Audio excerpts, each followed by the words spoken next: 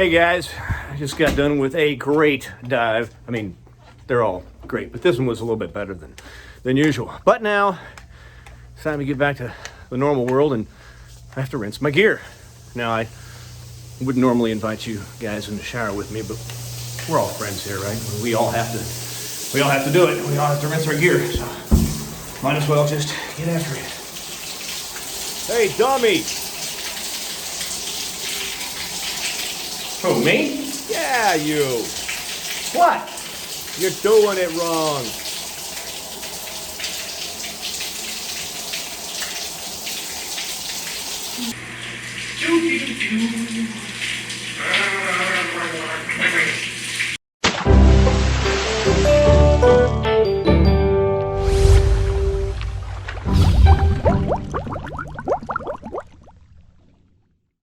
Hi guys, Mark here from Blue Water Divers, and as you may have guessed by the intro today, we're going to talk about the extremely important practice of rinsing your scuba gear.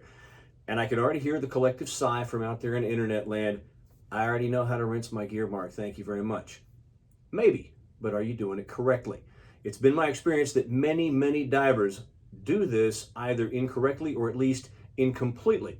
So today I'm going to give you a couple of quick and easy tips that will greatly extend the life of your gear, as well as eliminate any extra maintenance outside of your normal annual service. So we're not going to talk about mask fin, snorkel, rubber goods. Rinse those well in fresh water, hang them up to dry, out of direct sunlight, out of extreme heat. They're going to be just fine. We're going to focus today on the bigger ticket items, the things that you invested a lot of money in that you want to last as long as possible, and that are, let's face it, your lifeline when you're underwater. So it's important, it's vital that they function properly. And to do that, we've got to keep them clean. Now, we know that of all enemies of scuba gear, one of the worst is salt. And simply taking your regulator, dipping it in the rinse tank, and taking it back out just doesn't cut it. You've got to be more thorough than that, and here's some of the things that I'm going to show you.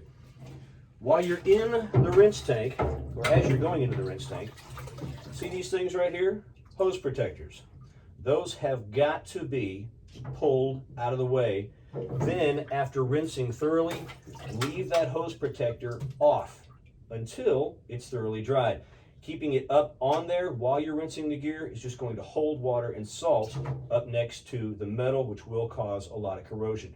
Now, one other thing is that regulators, second stages apparently absolutely love running water. So if you have access to running water that you can push down the mouthpiece like this, making darn sure that you never, ever push the purge button, which will allow water to get back up into the hose. But if you've got fresh water that you can run into the mouthpiece, that will run all through and come out the exhaust valve, even better. If you have controls on your second stages, running them under the fresh water while you activate them will clear any salt and debris out of that, keeping it in a lot better shape. One last little thing, this little guy right here, if I can get the GoPro to focus on it, make darn sure that you've got your dust cap on it. Now, if you happen to have one of the Aqualung models, the Core, the Legend, now the Micron, that have what they call ACD or auto closure device on, believe it or not, you can dunk this thing in the water just like that and it's not going to hurt anything. However, these are 3 out of the many regulators out there that have those. Most regulators do not. So make sure that you stay in practice, and yeah, I'll dry this off in a minute. Make sure that you stay in the practice of keeping that dust cap on there before you rinse your gear. After you've done all your rinsing, hang it up somewhere to dry, leaving those hose protectors off until everything is thoroughly dry. Then you can slide them back into place. Just hang this up here for now. And we'll move on to talking about BCs. And again, you may be saying, Mark, I know what you do with a BC. You dunk it in the rinse tank and you take it out. No, that's not enough. The inside, the bladder, got a lot of salt in it too, just from normal use, just from letting some air out. There was probably one time during the dive, maybe 2 times during the dive, that you thought you had a little bit of extra air to let out and nothing came out. But while you're holding this button down, what was happening was that water was getting down inside the BC. You know, after you get done with a dive and you pulled on your dump valve down here and some water came out, that's where that came from. If you've been diving in the ocean, that water's got salt in it, and it'll hurt the inside of your bladder just as much as it'll hurt the outside of the BC. So, I'm going to adjust the GoPro so we can see the end of the faucet. We know that we need to get water down inside the BC, holding the button, the inflator button, getting water inside the BC. After that, we need to blow it up a little bit.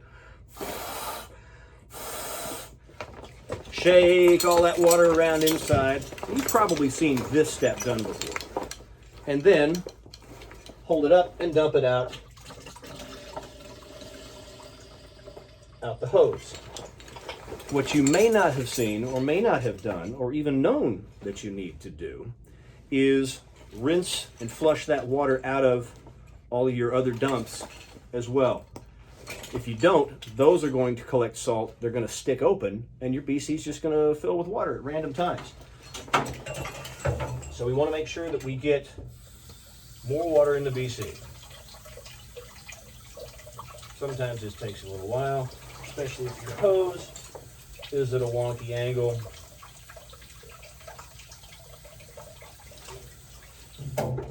Some more air in the BC.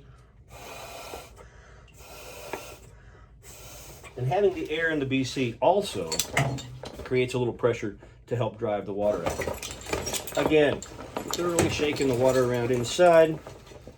And then we want to dump it out of any valve that we have on the BC.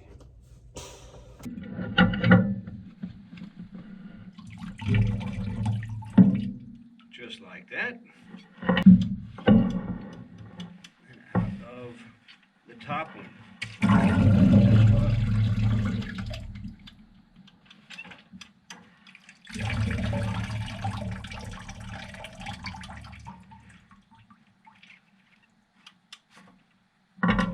Now, when that's done, hang it up, let it dry. No other procedures you need to do with that other than when you store it, make sure that you store it with a couple of puffs of air in it to keep the inside of the bladder from sticking to each other. This is another thing I'd like to see you do with your regs. When you store your regs in your closet, not in your attic, not in your garage, not in an outside shed. But when you store your regs in your closet, hang them up just like this. Don't roll them up, put them in a regulator bag, all wadded up like this, and put them in your closet, because it's going to develop permanent kinks in the hoses. So just hang them up normally, let them hang there. So if you'll follow those simple steps, rinsing your regulator and your BC, I think you'll find that they will last a lot longer, work a lot better, and you'll be a lot happier. Keep watching for new videos coming up soon. Subscribe to our channel, like us, and until next time, thanks, we love you, and we are your dive shop.